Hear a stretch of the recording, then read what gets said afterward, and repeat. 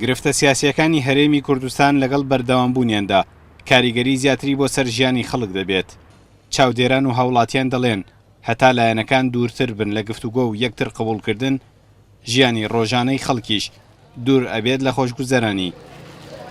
بێگومان قەیرانی سیاسی کە لە کوردستانە لە ماوەی ڕابردوودا ڕووی داوە تاکو ئێستاش بەردەوامە کاریگەریکی زۆری خستۆتە سەر بارودۆخی ئابووری و بارودۆخی گوزەرانی ژیانی خەڵک، وای کردووە کە خەڵک موچەی نەمێنێ، وای کردووە کە خەڵک لە ئیش و کار و کەسابەتی بوەستێ. ئەمەش هۆکارێکی سەرەکیە بۆ ئەوەی دووبارە بگەڕێنەوە سەر مێزی گفتوگۆ لایەنە سیاسیەکان و ئاکتیڤکردنەوەی پەرلەمان و حکوومەت. ڕێکنەکەوتنی سیاسی و ئەم بابەتە ئاڵۆزە سیاسی لە هەرێمی کوردستان هەیە.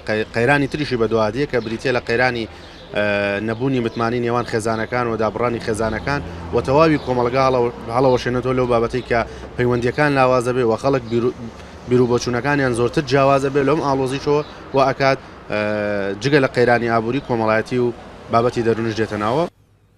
پەکخستنی پەرلەمان وەک دەستگایەکی یاسایی لەم هەرێمەدا بۆتە سەرچاوەی کێشە و قەیرانە سیاسیەکان. ئەندامێکی ئەو پەرلەمانە ڕای دەگەێنێت بەبێ دەسەڵاتی یاسادانان ناتوانرێت نەململانە سیاسیەکان و نەقەیرانە ئابووریەکەش تێپەڕێنرێت. ئەمەلەی دیموکراسی لە کوردستاندا لە بەردەم تێبینیدایە، لە بەردەم ڕخنەی ناوەندە نێودەوڵەتیەکان و ڕێکخراوەکانی نێودەوڵەتیدایە.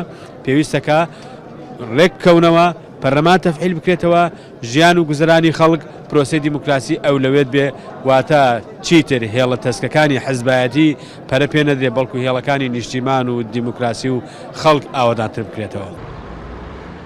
ئێستا شەقامیش لە هەرێمی کوردستاندا وەک چاودێران ئەو دیمەنە باش دەبینن کە چارەسەری ئەو قەیرانە داراییەی ژیانی هاوڵاتیانی نالەبار کردووە. هیچ نەبێت بەشێکی پەیوەستە بەو کاتەی لایەنەکان لەسەر مێزێک کۆبنەوە و ململانیەکانیان وەلانێن. هەتا دەرگای گفتوگۆی لایەنە سیاسیەکان ئاوا دابخرێت، ئاسۆی چارەسەری قەیرانەکانیش لە هەرێمدا ڕوون نییە. بەڵام کەی ئەم دەرگایانە ئەکرێنەوە ئەوە پرسیارێکە و خەڵک وەڵامەکەی ئەوێت. سامان کەریم، کورتسات نیوز، کفری.